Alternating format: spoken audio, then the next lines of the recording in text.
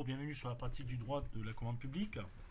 Aujourd'hui, nous allons évoquer les différents modes de règlement des marchés. Euh, C'est la première partie. Donc, il y a deux sortes de marchés pour ce qui concerne les prix.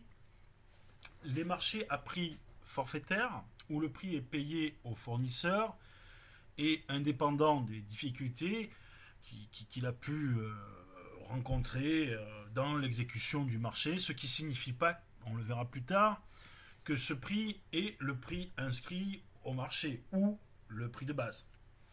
Et il y a des marchés dits à dépenses contrôlées, où le prix correspond aux dépenses réellement effectuées, augmentées d'une marge de convenue. Le premier type correspondant au paiement, je dirais à la tâche, et le second type correspondant au paiement à l'heure. Il y a les différents modes de règlement des marchés, donc les règlements forfaitaires ou sur prix unitaire, ferme, actualisable, ajustable, révisable.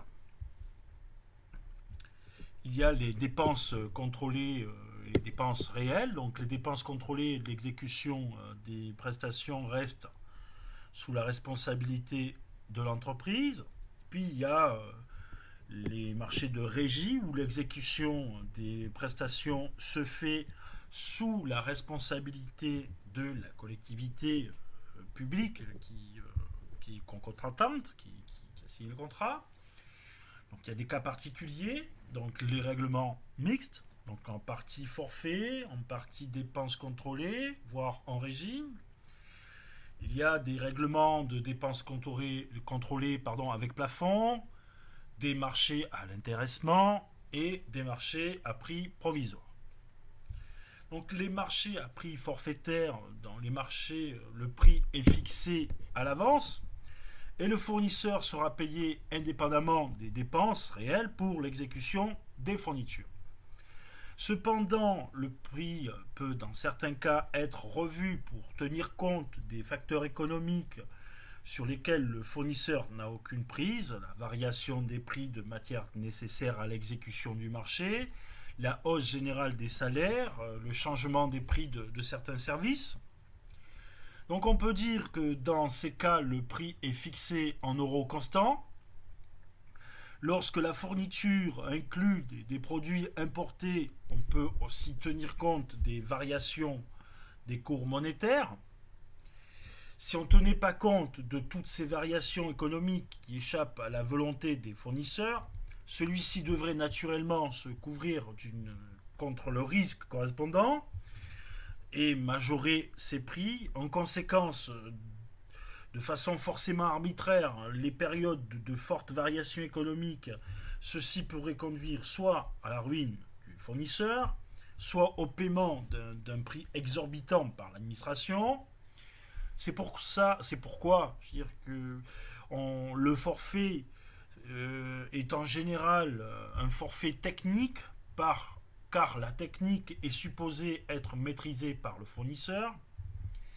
Si les aléas techniques sont trop grands, on traite, on traite généralement pas à prix forfaitaire, mais non un forfait économique. Voilà.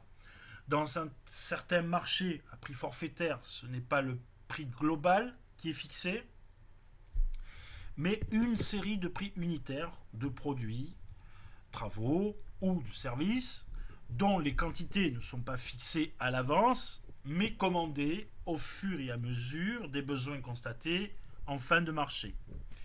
Ces marchés sont dits à prix forfaitaire. Le prix peuvent être ferme, actualisable, ajustable ou révisable. Ce qui nous amène à attaquer les prix fermes, donc prix forfaitaire ferme. Les marchés à prix ferme sont les plus simples des marchés à prix forfaitaire.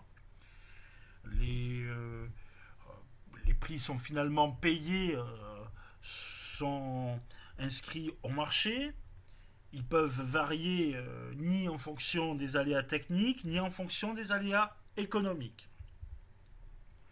Ces marchés ne peuvent évidemment être conclus que pour l'exécution sur des durées relativement bien sûr faibles, disons moins d'un an, de prestations n'incluant aucune composante dont le coût soit susceptible de fortes variations pendant cette période.